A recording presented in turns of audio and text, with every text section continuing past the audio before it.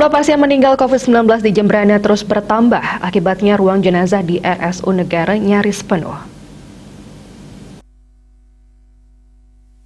Dari kapasitas 10 jenazah, baik di ruang pendingin maupun di luar, sudah terisi 8 jenazah. Data yang dihimpun dari RSU Negara, 8 jenazah yang dititipkan di kamar jenazah keseluruhan merupakan pasien COVID-19. Direktur RSU Negara Dr. Niputu Eka Indrawati menyampaikan, hingga Kamis siang masih ada 8 jenazah yang dititipkan dan belum diambil pihak keluarga. Keseluruhan jenazah ini ditempatkan di ruang pendingin. 8 pasien ini meninggal dunia mulai dari tanggal 26 Juli 2021 lalu hingga 5 Agustus pagi.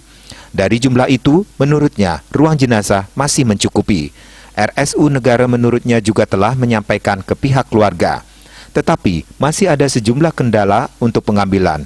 RSU masih berkoordinasi kepada pihak keluarga untuk pengambilan tersebut. Ia mencontohkan, kendala itu misalnya, pihak keluarga masih isolasi mandiri sehingga belum bisa dilakukan pengambilan. Begitu juga adanya menunggu hari baik untuk dilakukan prosesi pengabenan. Penanganan jenazah COVID-19 ini menurutnya sesuai protokol penanganan jenazah COVID-19. Surya Dharma, Bali Pos, melaporkan.